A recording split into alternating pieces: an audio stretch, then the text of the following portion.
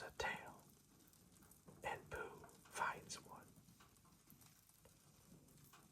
The old gray donkey, Eeyore, stood by himself in a thistly corner of the forest, his front feet well apart, his head on one side, and thought about things. Sometimes he thought sadly to himself, "Why?" And sometimes he thought, "Wherefore?" And sometimes he thought, "It is much as which." And sometimes he didn't quite know what he was thinking about. So when Winnie-the-Pooh came thumping along, Eeyore was very glad to be able to stop thinking for a little in order to say, "How do you do?" in a gloomy manner to him. "And how are you?" said Winnie-the-Pooh. Eeyore shook his head from side to side. "Not very how," he said. "I don't seem to have felt at all how for a long time." "Dear, dear," said Pooh. "I'm very sorry about that. Let's have a look at you." So Eeyore stood there, gazing sadly at the ground, and Winnie-the-Pooh walked all around him once. "Why, what happened to your tail?" he said in surprise. "What has happened to it?" said Eeyore.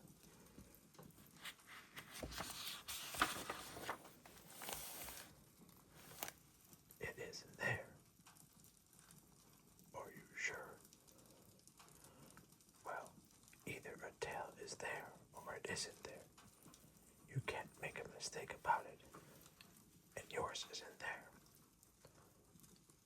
"Then what is?" "Nothing."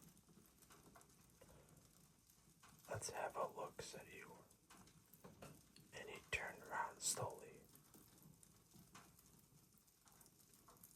to the place where his tail had been a little while ago, and then, finding that he couldn't catch it up, he turned round the other way until he came back to where he was at first, and then he put his head down and looked between his front legs, and at last he said with a long, sad sigh, "I believe you're right."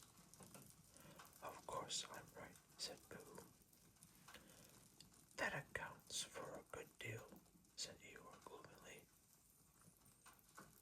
"It explains everything. No wonder."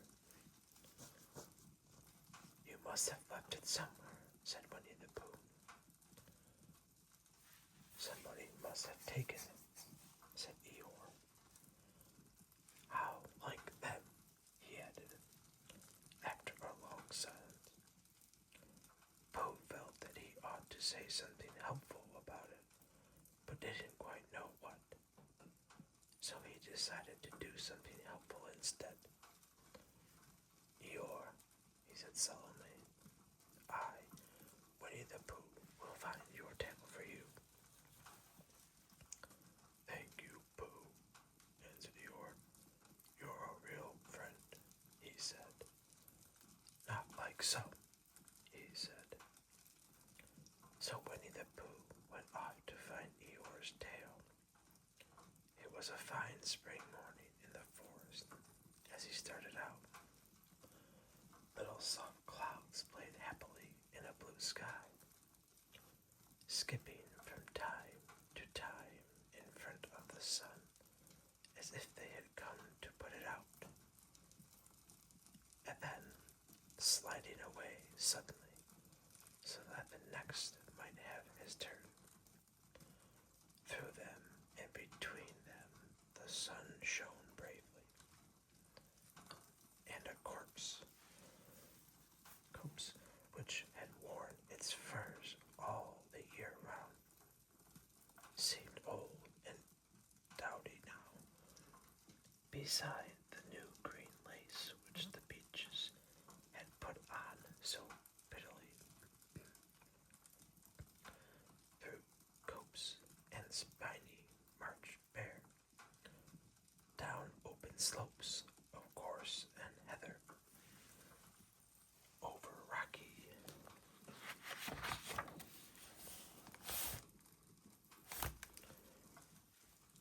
beads of streams, up steep banks of sandstone, into the heather again, and so at last, tired and hungry, to the 100-acre wood. For it was the 100-acre wood that Owl lived. And if anyone knows anything about anything, said Bear to himself, it's Owl who knows something about something, he said. Or my name's not Winnie-the-Pooh, he said. Which it is, he added. So there you are.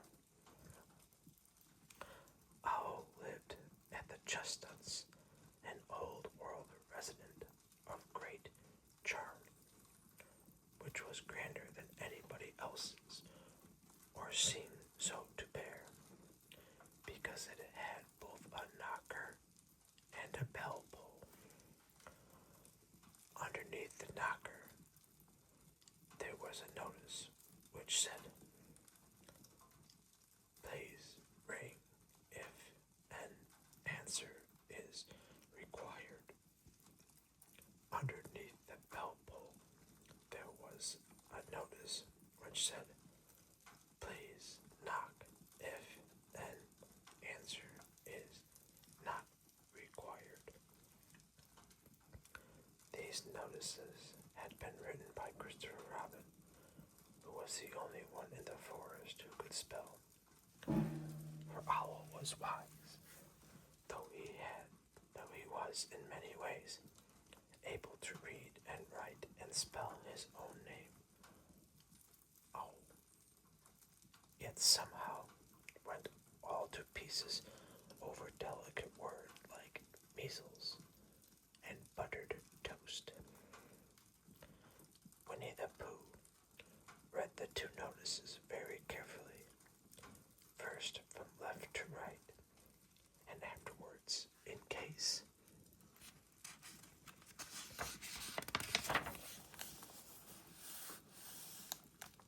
he had missed some of it, from right to left. Then, to make quite sure, he knocked and pulled the knocker, and he pulled and knocked the bell rope, and he called out in a very loud voice, "Oh, I require an answer. It's Bear speaking." And the door opened, and Owl looked out. "Hello, Pooh," he said. "How's things?" "Terrible and sad," said Pooh, "because Eeyore, who is a friend of mine, has lost his tail, and he's moping about it. So could you very kindly tell me how to find it for him?" "Well," said Owl, "the customary procedure in such cases is as follows." "What does crustamony frosted cake mean?" said Pooh. "For I am a bear of very little brain, and long words bother me." "It means the things to do, as long as it means that I don't mind," said Pooh humbly. "The things to do is as follows. First, issue a reward. Then, just a moment, said Pooh, holding up his paw. What do we do to this? What you were saying? You sneezed just as you were going to tell me. I didn't sneeze. Yes, you did. Oh, excuse me, Pooh. I didn't. You can't sneeze without knowing. Well, you can't know it without something having been sneezed. What I said was, first issue a reward. You're doing it again, said Pooh sadly. A reward, said Owl very loudly. We write a notice to say that we will give a large something to anybody who finds Eeyore's tail. I see, said Pooh, nodding his head. Talking about large somethings, he went on dreamily. I generally have a small something about now. About this time in the morning. And he looked wistfully at the cupboard in the corner of Owl's parlor. Just a bowlful of condensed milk or whatnot, with perhaps a lick of honey. Well then, said Owl, we write out this notice, and we put it up all over the forest.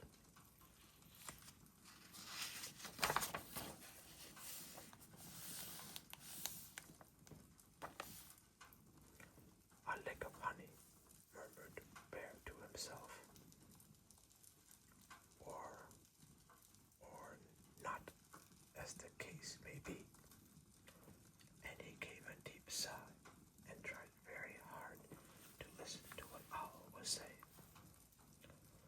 But Owl went on and on, using longer and longer words, until at last he came back to where he started. And he explained that the person to write out this notice was Christopher Robin.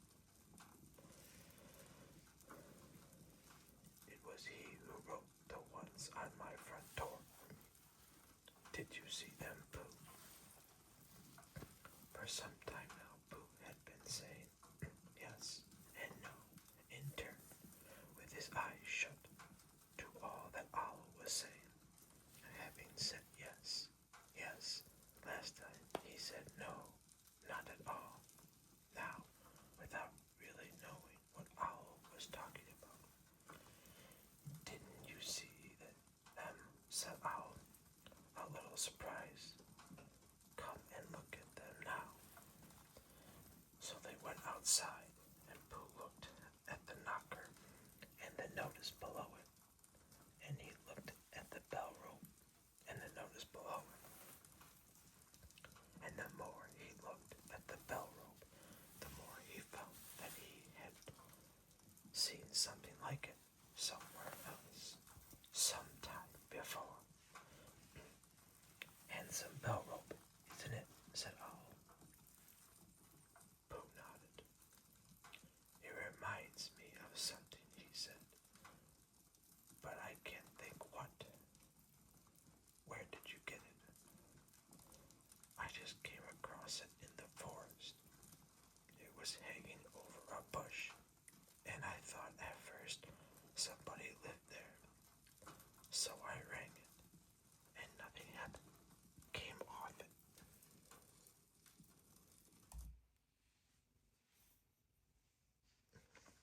In my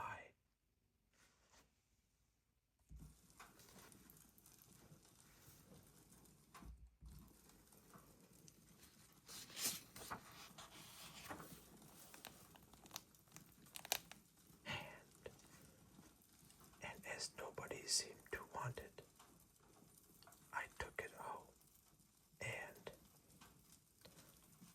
Owl, mistake. Somebody did want it. Who? Eeyore. My dear friend Eeyore. He was fond of it. Fond of it. Attached to it, said Winnie-the-Pooh sadly. So with these words, he unhooked it and carried it back to Eeyore. And when Christopher Robin had it nailed it on in its right place again, Eeyore frisked about the forest, waving his tail so happily that Winnie-the-Pooh came over all funny and had to hurry home for a little snack of something to sustain him. And wiping his mouth half an hour afterwards, he sang to himself proudly.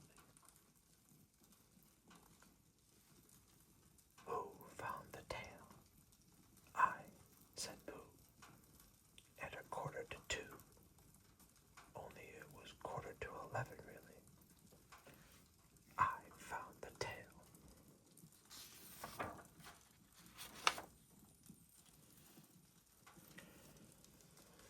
And that is where we will leave Pooh Bear and Christopher Robin for tonight, safe and sound in the 100-acre wood.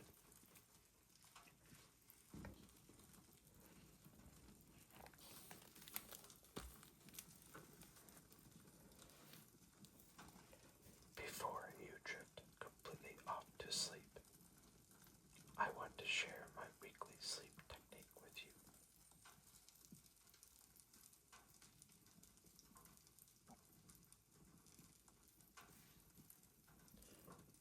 If you are getting ready for bed right now, stop and ask yourself one question. Are you actually sleepy? Or are you just going to bed because of the time up on the clock? One of the biggest mistakes we make is forcing ourselves into bed when our brains are still wide awake. When you lie there waiting for sleep to happen, you accidentally train your brain to associate your mattress with frustration and alertness. The rule is simple. Only climb into bed when your eyelids are heavy and you are truly ready to drift off. If you aren't there yet, stay in a dimly lit room.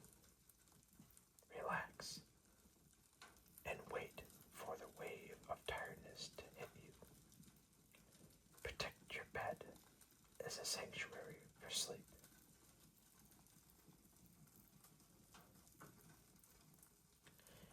If you enjoyed relaxing with me tonight, please consider subscribing to the channel to help our community grow. From Chris James at CGR Dad Sleep ASMR. Happy sleep, pleasant dreams, and a wonderful tomorrow. And as always, keep your head in the clouds. I'll see you again soon.